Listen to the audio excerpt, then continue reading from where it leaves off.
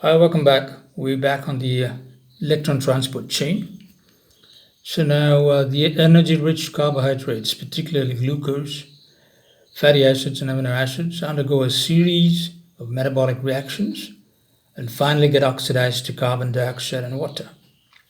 The reducing equivalents from various metabolic intermediates are transferred to coenzymes NAD+ and FAD to produce respectively NADH and FADH2.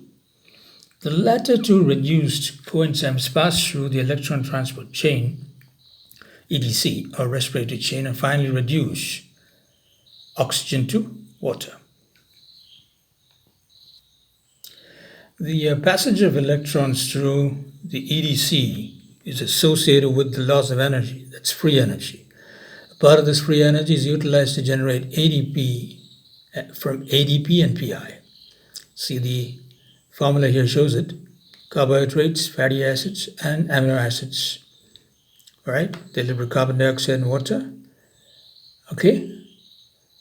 And as part of this free energy is utilized to generate ATP from ADP and PI. Right? See, this is the depiction here. And the next would be mitochondria, the powerhouses of the cell. The mitochondria are centers for metabolic oxidative reactions to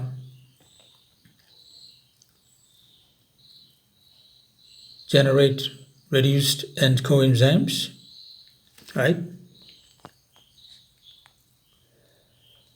NADH and FADH2. So this in turn are utilized in the electron transport chain to liberate energy in the form of ATP. For this reason, mitochondrion is appropriately regarded as the powerhouse of the cell.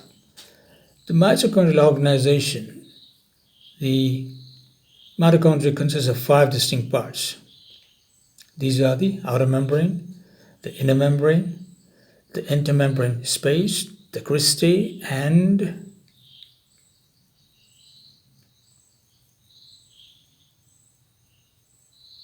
the matrix, right?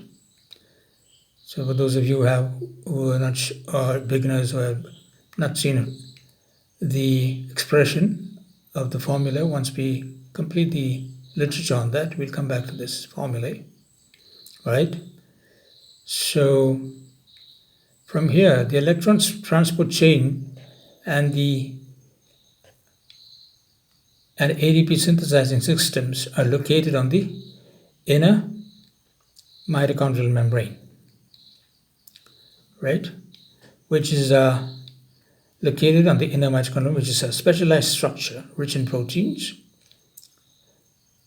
It is impermeable to ions, hydrogen,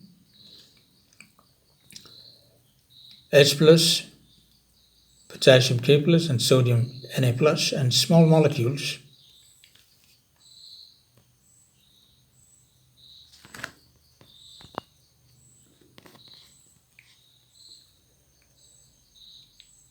ADP and ATP. This membrane is highly folded to form cristae. The surface area of inner mitochondrial membrane is greatly increased due to cristae. The inner surface of the inner mitochondrial membrane possesses specialized particles that look like lollipops. The phosphorylating subunits, which are the centers of ADP production, the mitochondrial matrix. The interior ground substance forms the matrix of mitochondria. It is rich in the enzymes responsible for the citric acid cycle, beta oxidation of fatty acids, and oxidation of amino acids. Structural organization of respiratory chains. The inner mitochondrial membrane can be disrupted into 5 distinct respiratory or enzyme complexes denoted as complex 1, 2, 3, 4, and 5. We'll show you the figure now. Which we see right now. It's only a depiction here, right? We'll get back to that. The complexes 1 to 4 are carriers of electrons, while the complex 5 is responsible for ATP synthesis. Besides these enzyme complexes, there are certain mobile electron carriers in the respiratory chain. These include NADH, coenzyme Q, cytochrome C, and oxygen, right?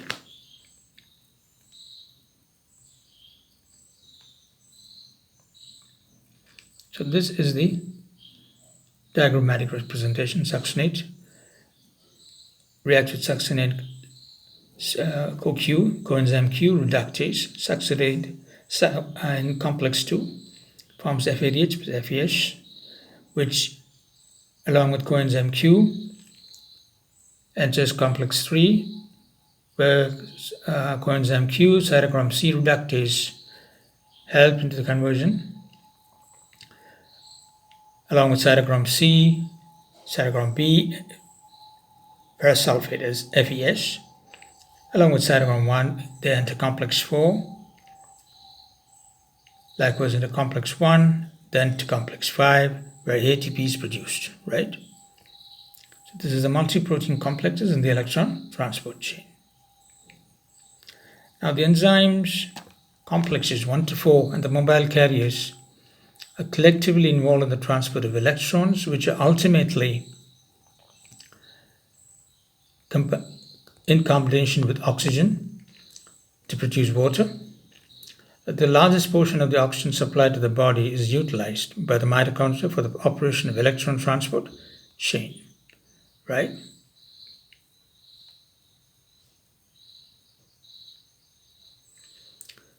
And here the first part is the first part of the reaction. See, you see the formula here, NAD plus, substrate to NAD plus, so nicotinamide nucleotides. Of the two coenzymes, NAD plus and NADP plus, derived from the vitamin niacin, NAD plus is more actively involved in the electron transport chain. NAD plus is reduced to NADH plus H plus by dehydrogenases with the removal of 2 hydrogen atoms from the substrate AH2. The substrates include glyceraldehyde 3-phosphate, pyruvate, isocitrate, alpha-ketoglutarate, and malate. So AH2 plus NAD give Na plus NADH plus H plus, right?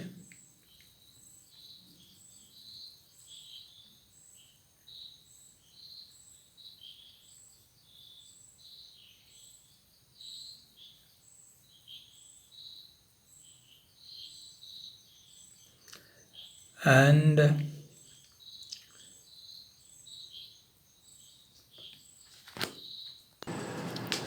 now NADPH plus H plus produced by NADP plus dependent dehydrogenase is not usually a substrate for EDC. NADPH is more efficiently utilized for anabolic reactions, example fatty acid synthesis, cholesterol synthesis. And the second would be flavor proteins. The enzyme NADH dehydrogenase, NADH coenzyme Q reductase, is a flavor protein with FMN as the prosthetic group, right? The coenzyme FMN accepts 2 electrons and a proton to form FMNH2. NADH dehydrogenase is a complex enzyme closely associated with non-heme ion proteins, NHI, or iron sulfur proteins, FES. NADH plus H plus FMN given 7 NAD plus FMNH2. Succinate. So succinate dehydrogenase, succinate coenzyme Q reductase, is an enzyme found in the inner mitochondrial membrane. It is also a flavor protein with FAD as the coenzyme. So this can accept 2 hydrogen atoms, 2H plus 2E from succinate. Succinate plus FAD gives fumarate FADH2, right? Iron sulfur proteins. The iron sulfur FAS proteins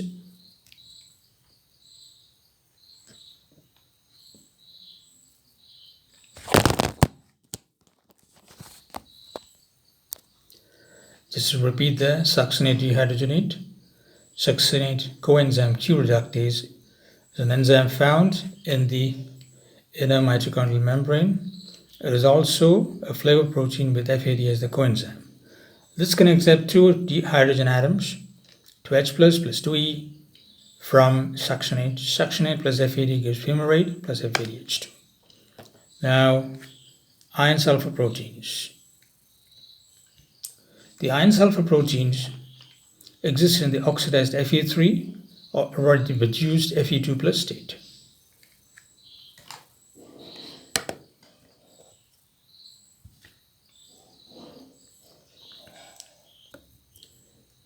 Continuing there, the iron sulfur proteins, FeS proteins, exist in the oxidized Fe3 plus or reduced Fe2 plus state. About half a dozen FeS proteins connected with respiratory chain have been identified. However, the mechanism of action of iron sulfur proteins in the ETC is not clearly understood. So one FeS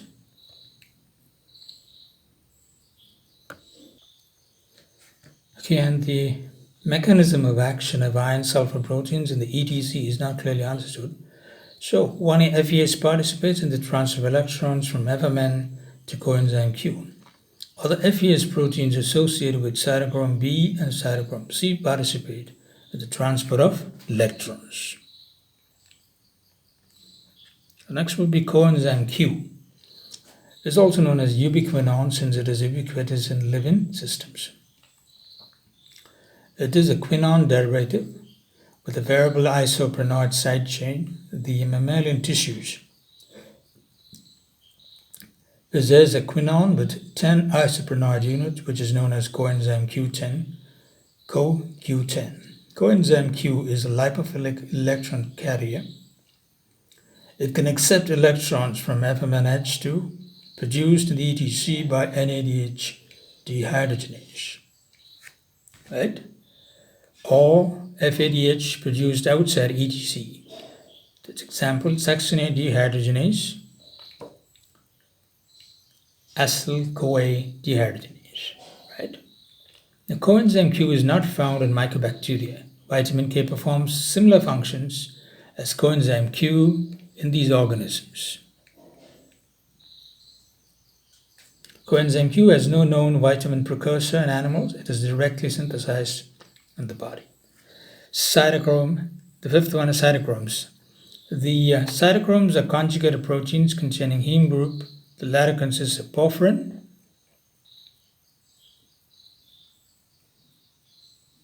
a ring with iron atom. The heme group of cytochromes differ from that found in the structure of hemoglobin and myoglobin. The iron of heme in cytochromes is alternatively oxidized Fe3 plus and reduced Fe2 plus, which is essentially for the transport of electrons in the ETC. This is in contrast to the heme ion of hemoglobin and myoglobin, which remains in the ferrous Fe2 plus state. 3 cytochromes were initially discovered from the mammalian mitochondria, were designated as cytochrome or band C depending on the type of heme present and the present absorption spectrum. Additional cytochromes such as C1, B1, B2, A3 were discovered later, right? The electrons are transported from coenzyme Q to cytochromes in the order B, C1, Ca, and A3. The property of reversible oxidation reduction of heme of iron, Fe2 plus, towards Fe3 plus present in cytochromes allows them to function as effective carriers of electrons in He. Cytochrome C, molecular weight is 13,000.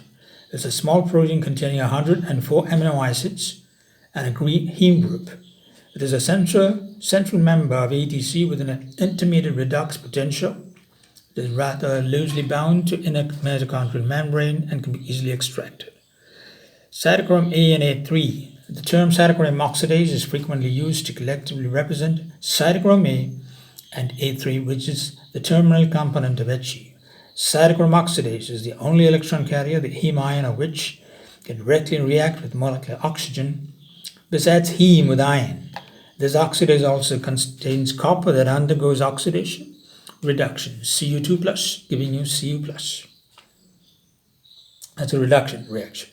During the transport of electrons, in the final stage of HC, the transport of electrons, the free protons and the molecular oxygen combine to produce water.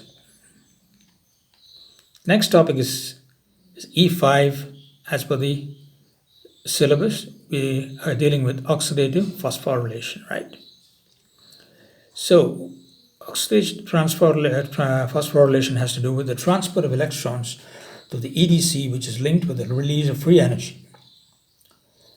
The process of synthesizing ADP from ADP and PI coupled with the electron transport chain is known as oxidative phosphorylation. The complex 5 of the inner mitochondrial membrane is said of oxidative phosphorylation. The PNO ratio, that refers to the number of inorganic phosphate molecules utilized for ADP generation for every atom of oxygen consumed. More properly put, PO ratio represents the number of molecules of ADP synthesized per pair of electrons carried through EDC, the mitochondrial oxidation of NADH, with the PNO ratio of 3 can be represented by the following equation: NADH plus H plus half O2 plus 3 ADP gives plus 3 PI gives NAD plus 3 ADP molecules plus 4 H2O. The PNO ratio is assigned to the oxidation of FADH2. Excuse me. Note, although yet to be proved beyond doubt, some workers suggest that PNO ratio 2.5 for H, NADH and H plus, and 1.5 for FADH plus, based on the translocation. Sites of oxidative phosphorylation ADC. There are 3 reactions in the HC, okay, that are exoconic to result in the synthesis of 3 ADP molecules. They are oxidation of FMNH2 by coenzyme Q, oxidation of cytochrome by B by cytochrome C1, and cytochrome oxidase reaction. Each one of the above reactions represents a coupling site for ADP production. There are only 2 coupling sites for the oxidation of FADH, PNO ratio 2, since the first site is bypassed. Energetics of oxidative phosphorylation. Transport of electrons from redox pair NAD plus NADH E0, that's free energy equal to minus 0.32, to finally the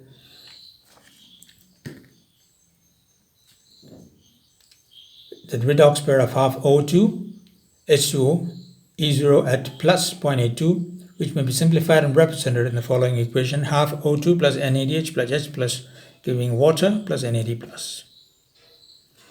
The redox potential difference between these 2 redox pairs is 1.14 volts, which is equivalent to the energy 52 calories per mole. 3 ADP are synthesized from the EDC, which when NADH is oxidized and equals to 21.9 calories. Each ATP is equal to 7.3 calories. Note this point down. Each ATP is equal to 7.3 calories. The efficiency of energy conservation is calculated as 21.9 into 100 by 52 is equal to 42%. Remember this whole thing by heart. It's very important. Therefore, when NADH is oxidized, about 42% of energy is trapped in the form of 3 ADP and the remaining is lost as heat. Mechanism of oxidative phosphorylation. Several hypotheses have been put forth to explain the process of oxidative phosphorylation. Most important among them are namely the chemical coupling, conformation coupling, and chemoosmotics, which I explained below. So the first one is chemical coupling hypothesis, put forward by Edward Slater in 1953. According to chemical coupling hypothesis, during the course of electron transfer and respiratory chain, a series of phosphorylated high energy intermediates are first produced, which are utilized for the synthesis of ADP. These reactions are believed to be analogous to the substrate level phosphorylation that occurs in glycolysis of citric acid cycle. This hypothesis lacks experimental evidence. Okay, just points for you to note. I'm not giving you all the notes. Just listen to what I read, what I'm narrating to you. That's enough. Next is the conformational coupling hypothesis by Paul Boyer, proposed as a hypothesis in 1964. As a consequence of electron transport, conformational changes in the membrane protein is induced. This is believed to be responsible for the synthesis of ADP. The protein attains a high energy conformation due to electron transfer, which, when reverted back to random state low energy, results in the production of ADP from ATP from ADP and PI. It's in figure 8, I'll just show you. There is some evidence demonstrating conformational changes in mitochondrial membrane proteins But there is no conclusive proof that such changes may be actually responsible. And this is figure 8, random state, low energy, ADP, going to conformational state, high energy, going to ADP synthesis, okay? Next important one, which has a great basis, was proposed by Peter Mitchell in 1961. It's called the chemi-osmotic hypothesis. It is now widely accepted and explains how the transport of electrons through the respiratory chain is effectively utilized to produce ADP from ADP plus PI. This is very important. The concept of chemi-osmotic hypothesis is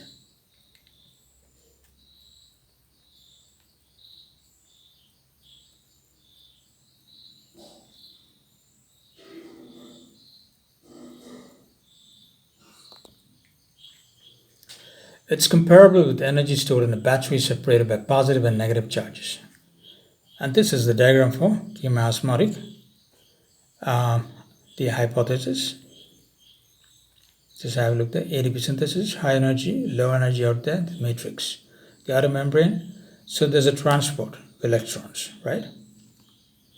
Next is through a protein gradient, a proton gradient. The inner mitochondrial membrane as such is impermeable to protons, H plus, and hydroxyl ions, OH plus, OH minus. The transport of electrons to ADC is coupled with the translocation of protons, H plus, across the inner mitochondrial membrane, coupling membrane from the matrix to the inner membrane space.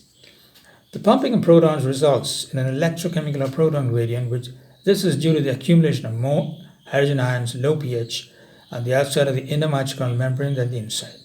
The proton gradient when developed due to the electron flow in the respiratory chain is sufficient to result in the synthesis of ADP from ADP and PI. Oxidation or reduction or OR loops or redox loops. It is postulated that the EDC is folded into 3 oxidation bar reduction loops corresponding to complex 1, 3, and 4. Each loop is a coupling set and consists of a hydrogen carrier and an electron carrier. 6 protons are translocated for each electron pair transferred from NADH plus H plus to oxygen. The 3 OR loops, along with the carriers of protons and electrons, are depicted in figure 11. The first pair of protons, 2H plus, are translocated via FMN and the second 2H plus via coenzyme Q.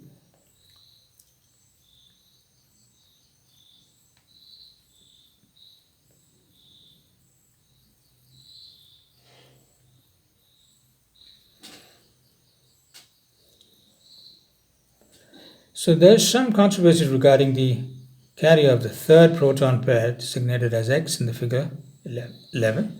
Some workers believe that the coenzyme Q is involved here. Coenzyme Q is a lipid-soluble small molecule and can freely move across the inner mitochondrial membrane. A cyclic process referred to as coenzyme Q cycle is said to be operative for translocation of protons of 2 OR loops.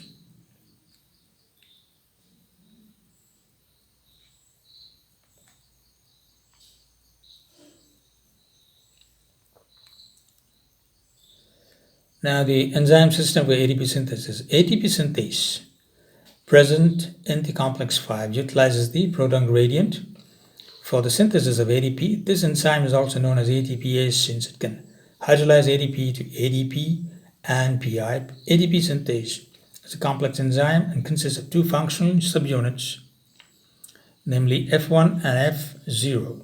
Its structure is comparable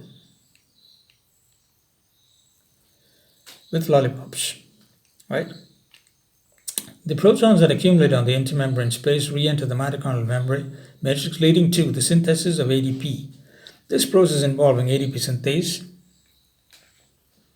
occurs in 3 stages. Subunit F0 of ADP synthase, which translocates protons re-entry into the matrix. F1 synthase catalase catalyzes the formation of ADP from ADP and PI. This is believed to involve a conformational change.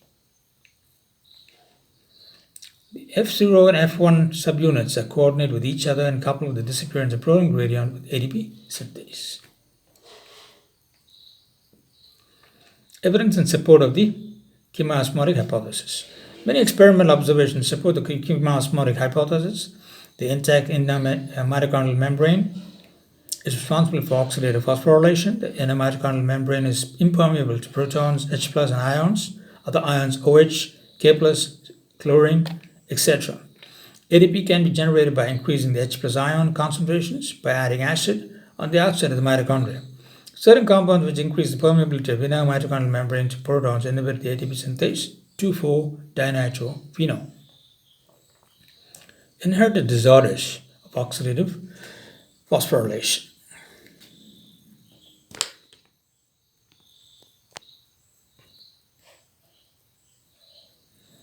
Can you see that?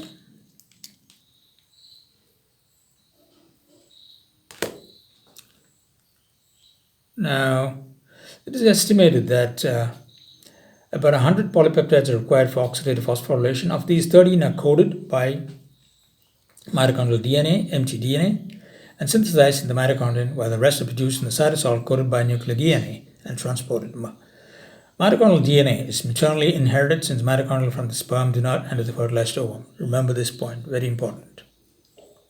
A lot of our hereditary aspects have to do with the maternal DNA, right? Because mitochondrial DNA is not there in the sperms. From the sperm do not enter the fertilized ovum. So mitochondrial DNA is about 10 times more susceptible to mutations than nuclear DNA.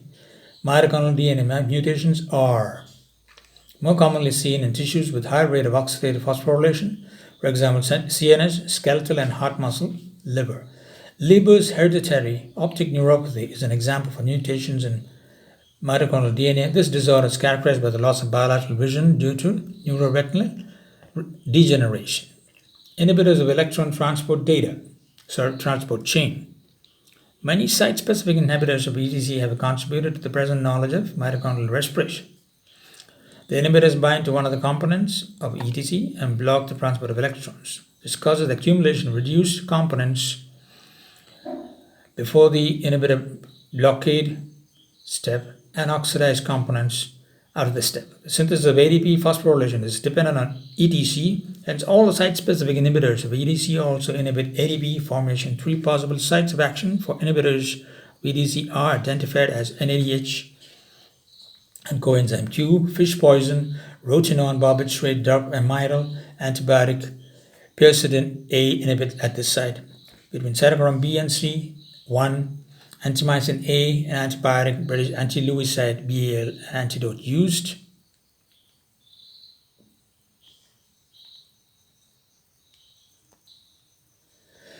Against war gas are the 2 important inhibitors of the site between cytochromes B and C. Inhibitors of cytochrome oxidase, carbon monoxide, cyanide, hydrogen sulfide, and acide effectively inhibit cytochrome oxidase. Carbon monoxide reacts with reduced form of the cytochrome, while cyanide and acide react with the oxidized form. Inhibitors of oxidative phosphorylation uncouplers. The mitochondrial transport of electrons is tightly coupled with oxidative phosphorylation of ADP synthesis. In other words, oxidation and phosphorylation proceed simultaneously. There are certain compounds that can uncouple or delink the electron EDC from oxidative phosphorylation. Such compounds known as uncouplers increase the permeability of inner mitochondrial membranes to protons H+. Thus, an uncoupler allows electron transport but blocks the establishment of proton gradient. Right? Across the inner mitochondrial membrane, the result is that ADP synthesis does not occur. The energy linked with the transport of electrons is dissipated as heat. The uncouplers allow often at accelerated rate oxidation of substrates by NADH of ADH plus to H2 without ATP formation. The uncoupler 2,4-dinitrophenol DNP has been extensively studied as a lipophilic molecule. DNP, which is a proton carrier and can easily diffuse through the inner mitochondrial membrane. The other uncouplers include dinitrocresol, pentachlorophenol, trifluorocarbonyl cyanide, and phenylhydrazone. Right? Physiological uncouplers. Certain physiological substances such as homothyroxine and unconjugated bilirubin is also believed to act as an uncoupler. Significance of uncoupling. Uncoupling respiration from oxidative phosphorylation under natural conditions assumes biological significance. The maintenance of body temperature is particularly important in hairless animals, hibernating animals, and the animals adapted to cold. These animals possess a specialized tissue called brown adipose tissue in the upper back and neck portions. The mitochondria of brown adipose tissue are rich in electron transporters, carriers, and are specialized to carry at oxidation uncoupled from phosphorylation. So this causes liberation of heat. Fat is oxidized in the adipose tissue. The presence of active brown adipose tissue in certain individuals is believed to protect them from becoming obese. The excess calories consumed by these people are burned and liberated as heat instead of being stored as fat. Ionophores is the next. The term ionophores is used to collectively represent lipophilic substances that promote the transport of ions across biological membranes. All the uncouplers described are in fact proton ionophores.